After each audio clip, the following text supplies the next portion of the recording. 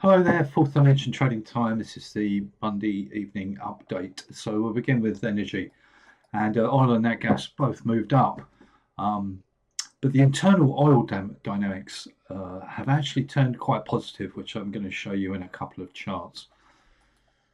So we'll begin with Brent, pretty good up day, nothing historically above until 91.36 and support 83.68 and 80.67. And on the short-term chart, we're right up against the final short-term resistance. On WTI, no surprise, also a pretty decent day so far. I've got a minor level at 82.57, but nothing major above until 93.50, and very good support at 73.20 to 88. On the spreads though, on the short-term chart, still quite a bit of work to do. So 82.33 and 85.94 to 86.87. However, on the profile, what's happened is we've got back above the point of most time at 79.10. So that's a positive, but actually far more positive to me. Very unusual for me to show you something like this, but traditionally, when oil has been rallying this year, most of it has occurred in the first contract. So that's why we see that spread move. September to December moved from 0 all the way up to over $10 just a few short weeks ago. However, what I want you to look at here is the net change. So this is from September out to February.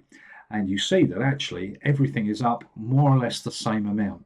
And that tells you something about the internal dynamics of oil and what the market perceives as the risk, as this problems in the Middle East just keep on dragging on and on and on.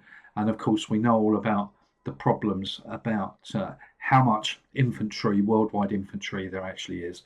And that's being reflected in those net changes, which is also a positive.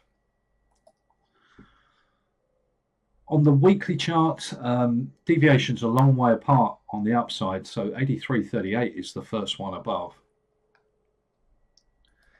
Nat gas also a big up day, also a gap, and when we look at the short-term chart, what we have is resistance has actually fallen slightly, and so with the gap, it means that shorts should exit the rest of their position.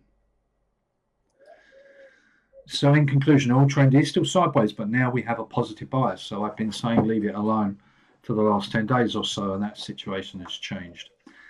Good support on a short-term basis, 76.82 to 53, and then historically at 73.20 to 88.